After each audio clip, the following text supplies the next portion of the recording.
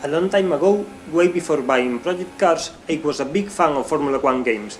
I played the old Liverpool Studio games, and after a big break without anything coming out, Codemasters games arrived.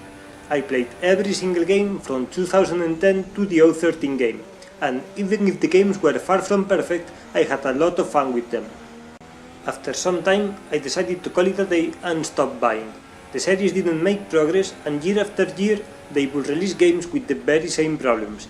The AI was just not good enough to make career mode worth playing, so the single player experience was ruined. Serious problems with setup exploits and track limits made multiplayer a bit of a joke too.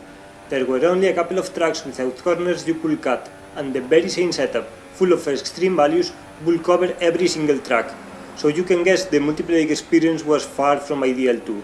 So you had a game with official license, cars that were sort of okay to drive, but not much to do with them. It's been 3 years now without playing any of these games, and it was about time to give them another chance and see how much they managed to improve their games. So I got Formula 1 2016.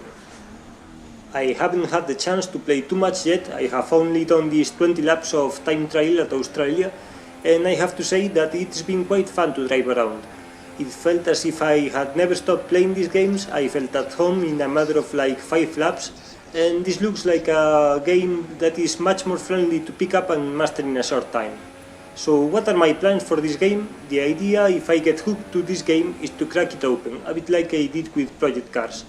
Talking about the oddities of the handling model, giving driving tips for it, offering setup advice. If you have seen more videos from me, you know what to expect. The first thing I'll do is to review in detail the most important parts of the game, for those who are undecided about buying it.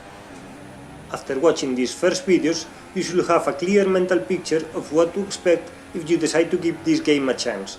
The first thing I'll talk about is the handling model. Formula 1 2016 is quite far from where the 2013 game left, so I'll do a detailed video about that. Most likely, I won't do any sort of career videos. There are already many guys doing that out there, and it's something I really don't fancy doing. I was never able to finish a single championship in the old games, and it's unlikely I'll do it now. I wouldn't have fun doing it, and in the gaming time, fun comes first. Only a massive AI improvement will make me change my mind about that. I also want to say that I will not stop playing and posting content about Project Cars. Even if the game feels a bit stale now, it's still a far better platform for some of the things I like to do, like videos about racecraft or driving tips. Assetto Corsa is also around the corner, so these are good days to be a fan of racing games. And that's it for this video. Now I'll just shut up and leave you with some raw footage of my first laps in this game. Thanks for watching!